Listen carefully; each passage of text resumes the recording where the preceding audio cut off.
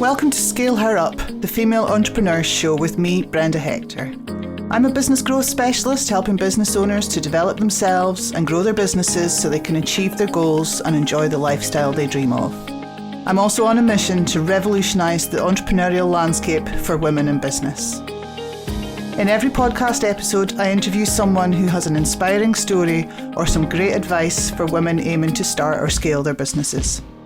If you're new to the show, take a moment to subscribe and please check out the previous ones after listening to this.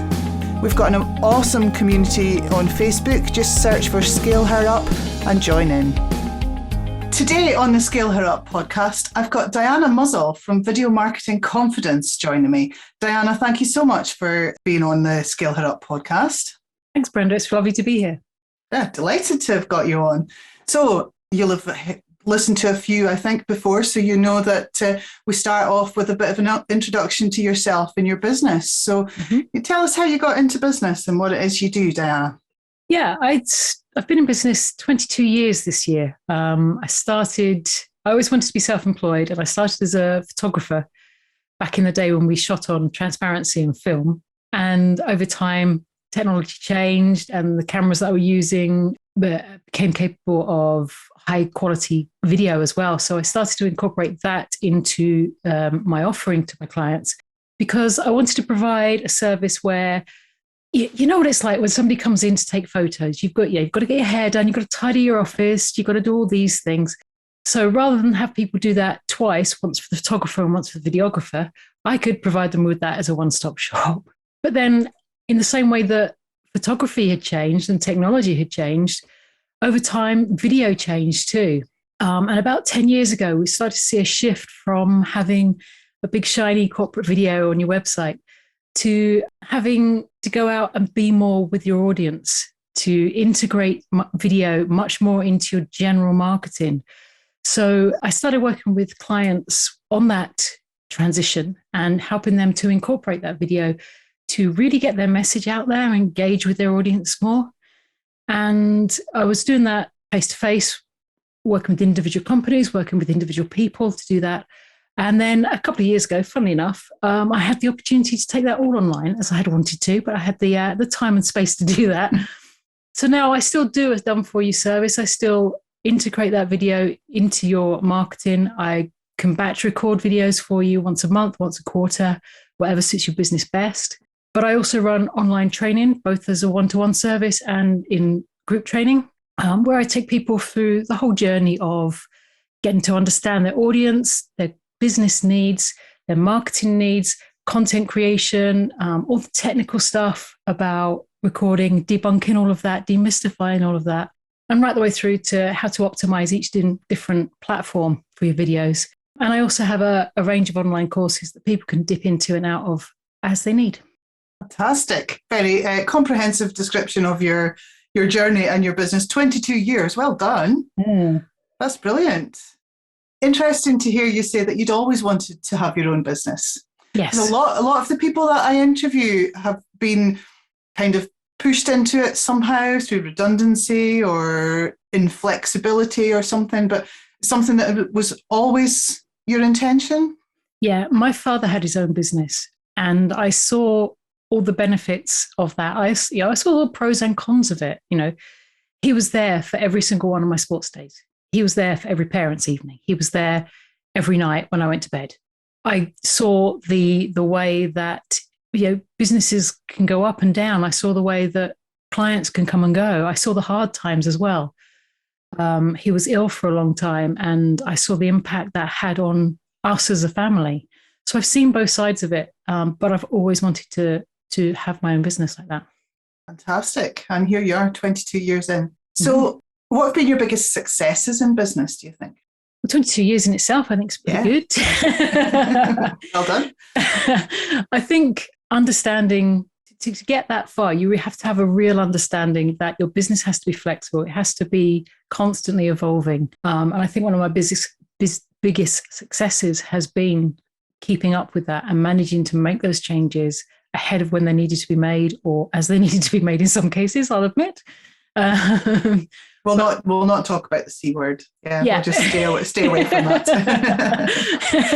Don't know what you're talking about. But yeah, I think that flexibility and that understanding that you can't just say, right, this is what I do and this is what I'll always do, because that's not the way the world works. And therefore, that's not the way business works. You've described it beautifully in your introduction there, going from shooting on film to digital to video to online. Great example of. What do you attribute your successes to? I think in order to be successful in business, you have to have a good support network. And that's especially key when you are a sole trader, a solopreneur. You can often be a very lonely place to be. You can feel quite isolated. And unless you have peers, friends, family that are supporting you, whether that's, like I say, whether that's your friends who support you, who understand, maybe they're going through the same thing, maybe they're running their own businesses, whether it's just a complete outside perspective to get a different view on things, a different take on what's going on, or whether it's actually having business contacts, business friends who can support you through your network, or whether it's employing a business coach like yourself to do that, business mentoring, mastermind groups, things like that, where you can actually share and have that supportive network that if you're working on your own, you don't automatically have. So for a listener that's feeling on their own and thinking, oh, where can I find that supportive network? Where would you tell them to go?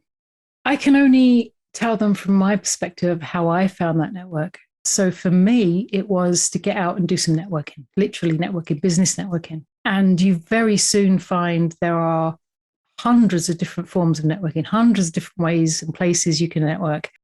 You'll meet hundreds of different people, and some of it won't work for you. That's a given. And you have to invest time. Networking is about building relationships. It's not about fast selling or anything like that. It's not about a quick fix. So you have to invest time. Don't just go to one networking event once and say, nah, it's not for me. That's not the way it works. So get out there, find out what's there, have a play is the wrong way to put it, but go and enjoy yourself. Go and meet people with no objective other than meeting people and maybe having a follow-up coffee just to get to know them better, to continue those relationships. And you will soon find a networking situation that works well for you, with people who you find supportive, people you connect with. Maybe they're businesses who you have a similar client base, those kind of things. You'll find your niche in networking, and that can really help. I would add to that the businesses that can support your business. So the services that you require within your business as well. Yes, especially if you are on your own and there's going to be times when you need to outsource things, when you need to delegate, and there's no one there to delegate to. So outsourcing is a good way, and sharing that, having businesses you can work alongside. What's been your biggest learning over the 22 years? This may be a bit harsh asking you to come up with one learning. What have been your biggest learnings? I was going to say there's a lot of learnings in 22 years. I'm sure there are. Starting with the simple things, there's never a stupid question. Just because you don't know the answer, don't think that everyone in the room does, because chances are the person stood next to you wants to answer the same question that you've just asked. And we'll be very grateful when you do. And never be afraid to ask for help, because people don't know you need help until you ask for it. And when you do ask for it, you'd be absolutely amazed, or I've been absolutely amazed at how freely it's been given. Yeah, very valuable. Ask for help. What kind of help have you asked for? What kind of, we're still talking about support here, but... Yeah. Well, over the years, it's varied greatly. Sometimes it's been physical help. I need an extra pair of hands on this. I need an extra set of eyes on this. And sometimes it's just been support, someone to talk to. We're not going to mention the C word, but a couple of years ago, when everybody started using Zoom rather a lot, I got together with a couple of contacts who were in a similar boat to me. They worked on their own and were feeling even more isolated than ever. And, there were things to discuss that couldn't be discussed with your partner because, you needed to take yourself out of your family situation. And that was invaluable to have that small peer group who we could go on and we can talk to. There were some days we laughed our heads off, and there were some days where we all ended up in tears. But it was what it needed to be. And that was absolutely phenomenal. Fantastic. I don't know what to say now, but yes, I agree. Thank you very much. With Goodbye. You. Yeah. Thank you. Thank you for setting up that little group, Diana. It was very important at that time.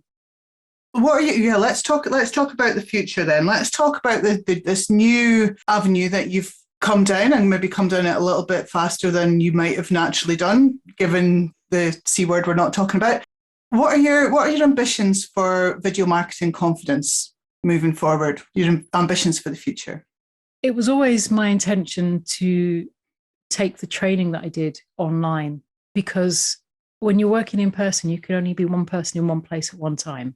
When you're working online, you can be one person in multiple places at one time. So, for example, I have clients around the world now that I couldn't possibly have done from an in-person point of view. Well, I could have done, but it would have been much fewer, and I'd have spent a lot of my time traveling. So continuing online is absolutely the way my business is going to go. And growing the course side of things, the do-it-yourself courses, if you like, the dip into and out of courses, is certainly something I'm going to do more of. It allows me as a solopreneur to scale my business in a way that, I can't physically clone myself and run 4 courses at the same time, but I could have 400 people looking at 3 or 7 or 20 different courses at the same time when they're all online or pre-recorded for them. So yeah, that's definitely, for me, one way that I'm going to be scaling my business in the future. Fantastic.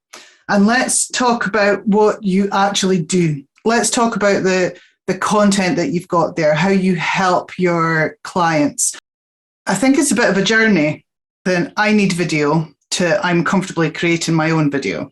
Obviously, a lot of the listeners will be somewhere on that journey, because video is such a big part of marketing these days for all sizes of businesses. So yeah, can you just, what's your best tips, or how do you take people along that journey? There are obviously key stepping stones along that journey, from identifying what barriers you have to creating video in the first place, and how we're going to overcome those, how we're going to break those down and make them not there anymore, right the way through to the understanding of what your audience needs and how you need to present that. So I take people through many stages, from, like I say, from identifying that audience, because they are the absolute key to any online content. And I'd go so far as to say they're the absolute key to your business. If you don't fully understand who your audience are, how can you even understand that the products or services that you're providing are what they need? And the same applies, you can apply that in the same way to your marketing content. If you're talking about what is important to your business, that might not be what your audience needs to hear. So it's understanding what they need to hear and what you need to say to them. Once you get that understood, that actually informs you a lot about the content that you need to provide for them. And I think that's another big barrier that my clients are up against, is they think they have nothing to say. When they're working with me, they quickly learn they have too much to say, and sometimes it can be quite a distraction how much they've got to say. So again, it's refining that and finding out what part of that is really important to the audience, and getting the most valuable content out there to your audience so they can understand that. Video isn't a quick fix. It's a long game. Yes, I have had clients who have done one session with me, one-to-one training session with me, gone out, made a video, and ended up with 18 new clients off the back of that one video. Wow. That is absolutely sensational. And I'd love to say I do that for all of my clients, but that's not how video usually works. It can work that way. It is that powerful, and it can be that massive a tool to you.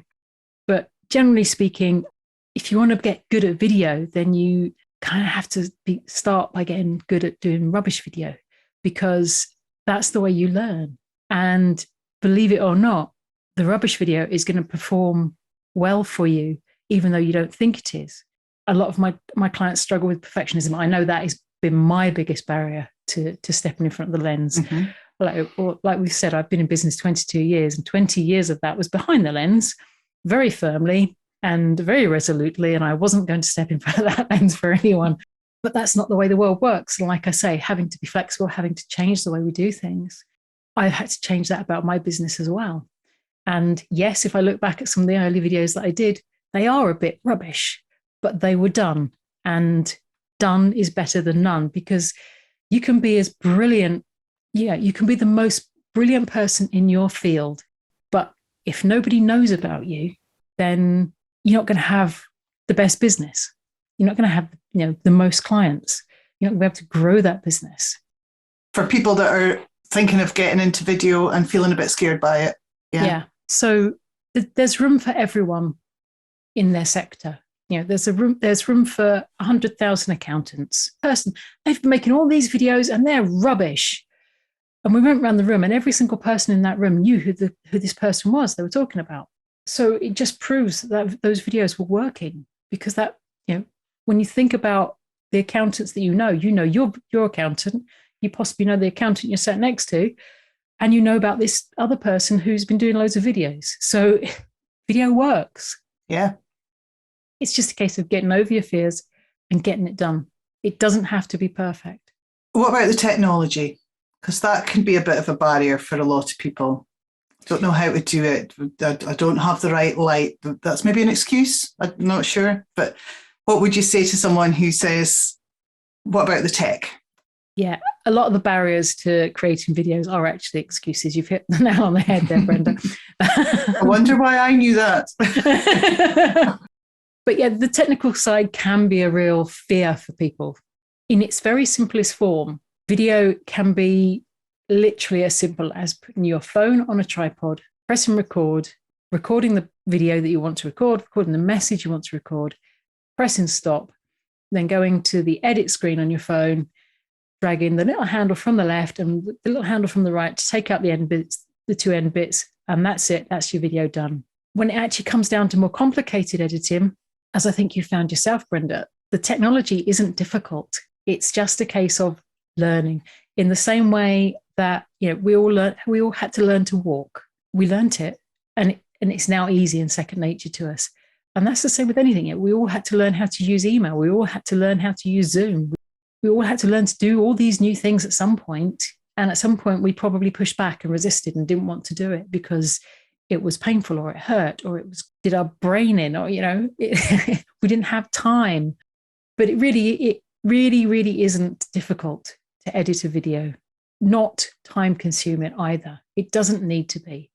And at the end of the day, if you can't, or don't want to, or don't have time to edit your own video, there's a whole sector of people out there who will do that for you. You just need to record it, supply them with the footage, and they will edit it for you.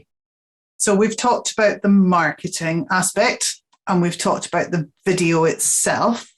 The other word in your business title is confidence. Yeah. What tips for people that are just not confident getting in front of the camera? There's many reasons why people are not confident being in front of the camera. And the first step to overcoming that is to identify what that is. And that varies hugely for different people. It can be, I don't like the sight of my own face on screen, or I don't like hearing my own voice. I don't know what to say. It's all these really valid reasons, and also some excuses along the way. It's going to be outside your comfort zone for a long time. It does product those little fears and the insecurities. It brings out the perfectionist in you. It brings out the imposter syndrome and all these things. But you need to identify what that is. Are you afraid of what your audience are going to say? Well, you know what? The people who are interested in your business are going to be interested in what you've got to say. The people who have no interest in your business whatsoever are not going to be interested in what you say. And that's okay, because they're not the people you need to be speaking to. One of the biggest takeaways I can give people is people are worried about, my audience are going to see this, all these people are going to see this, blah, blah, blah. Video and any form of marketing should really be a one-to-one conversation. You're only speaking to one person at a time. And when you remember that, it can take away a lot of that fear. It is no different from picking up the phone and speaking to your best client, your friend, your mother, whoever it is. It's no different from going for a coffee with someone, or it shouldn't be, because they're the times that you have the best conversations. It's not when you're stood on stage. It's not standing on stage. making a video is not standing on stage in front of an auditorium full of people. You are just having that one-to-one conversation. And you wouldn't be worried about having that one-to-one conversation in a coffee shop or, when you bump into someone in the street. So why would you be worried about having that conversation on camera? What a brilliant learning. I'm just writing that down. It's a very efficient way of having a lot of one-to-one conversations. It absolutely is. Isn't it? Yeah. And every one of those conversations you have, i.e. every viewer you have, you're starting to build a relationship with them.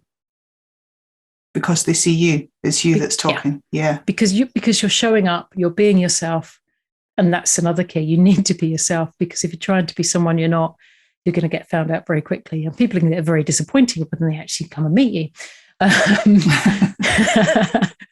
Yeah, it's just one-to-one conversations. Is that why the less professional, the more sort of done it yourself on your phone on a tripod type of video is having so much impact these days compared to the kind of video that you used to be creating for people? Yeah, you need to show up and be your own presenter of your own business. You don't want to get in some TV celeb to present your business like you would on an advert on television. It's about being you, showing up and showing your business. If you're presenting a video that's not overly polished, overly produced, a bit raw, a bit rough around the edges maybe, it's going to show you more authentically and you're going to be more relatable. So I've had situations where I've been live with, been on a live video situation with a guest and they've got the giggles. And I was so glad it was live, because the temptation, if it had been recorded, would have been to cut it out. But the fact that person found something hilarious and got the giggles made them more relatable, it made them human. And the rest of the interview afterwards, they were so much more relaxed because they'd already had the giggles. Up to that point, they'd been trying to be really professional and really perfect, and they were just a little bit wooden. But after that, the facade was dropped and they were themselves, and we got a really good interview taken out of it. So it's about authenticity. Is that the biggest tip then for creating video marketing? Just to be authentic? Yeah, you have to be authentic. You have to be yourself, and you have to bear your audience in mind. Don't make it about you, because if it's about you, people will switch off. As we say with an action coach, always think that the prospect is thinking, what's in it for me? Absolutely. WIIFM. You have to start with what's in it for me from the audience's point of view. So, Diana, I didn't know I was going to do this, but as we've been talking, I hope you don't mind me just shameless plug for my YouTube channel, because I think you'll let me do this. I couldn't have done that without you.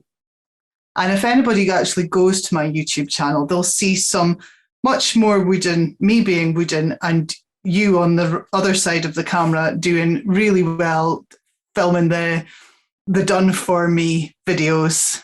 And then probably you can pick out my journey of my learning how to, when I'm filming them myself and doing the subtitles and things like that. And I'm by no means there yet. There's nothing perfect on my YouTube channel, but there are a lot more videos than I would have had if I hadn't met you and had the support. We've talked about support, the support of you and your coaching, I suppose. You're just a different type of coach to me to make that happen for me. So thank you. One of the things I love most about my job is seeing that journey that people take.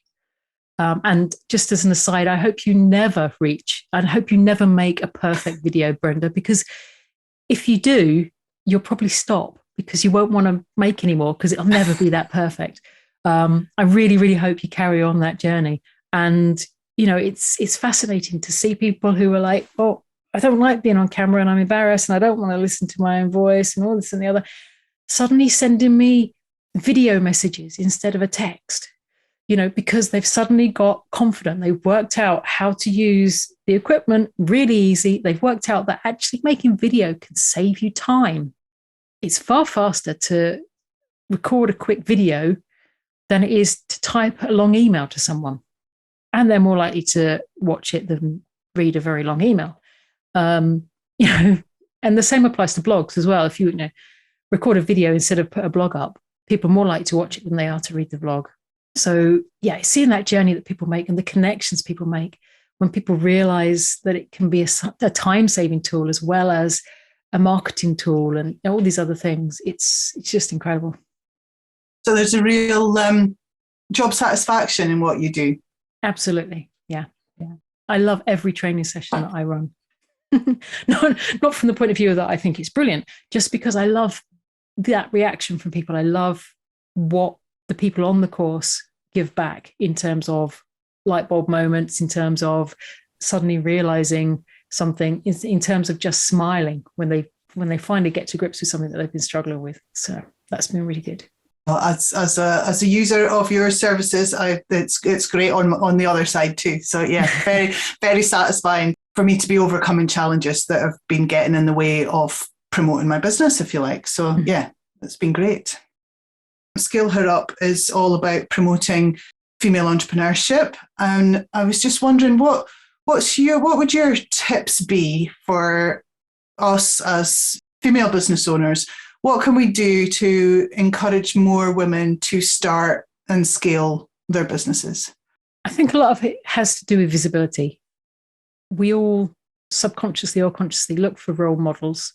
And very often we find there aren't any role models there like ourselves. I remember when I was at school, my science teachers were really pushing the girls to go into engineering and things like that because there were there were very few female engineers. And we maybe didn't because there were very few role models in that sector. So just to be you, to be out there, to be networking, to be visible on social media, whether that's in photos or whether it's in videos, whatever it is you're doing, just to be visible, because by being visible and by being yourself, you will become a role model for other women and encourage them on. And they will see, you know, I don't have children, but I know from speaking to friends who do, when they see a successful businesswoman and suddenly realize that they've got 3 kids that they're juggling in the background, and as well as running the house and the family and all the other different things that they do, that's a really positive role model for them. It's really strong to be able to see that, yeah, okay, so I don't just have to be a mum, or if I'm a really successful businesswoman, my kids are going to suffer. No, they're not. You've just got to find that balance. And by being that person and showing that that's real and that can happen, you're being that role model to other people. And I think that's how more women will come to the fore in business. That's a great answer. Brilliant. Thank you. Well, thank you so much, Diana, for being on Scale Her Up. Thank you for sharing your confidence and your tips and your journey and you are now a role model, as you were before. You're a great role model for other women in business. So thank you very much for being here today. Thank you for inviting me on, Brenda. It's been a pleasure. Thanks for listening to Scale Her Up, the Female Entrepreneurs Show. Don't forget to subscribe so you don't miss any future episodes, and please join our Facebook community at Scale Her Up. Please connect with me, Brenda Hector, on social media and drop me a message to let me know you're enjoying the podcasts, or even better, pop a wee review on iTunes. I'm going to finish by reminding you, only 1 in 3 UK entrepreneurs are female, and men are 5 times more likely to scale their business to over 1 million in turnover than women. If we started and scaled our businesses to the same extent as men, it would add 250 billion to the UK economy and provide millions of jobs. Ladies, you can do it, and we're going to make a massive difference.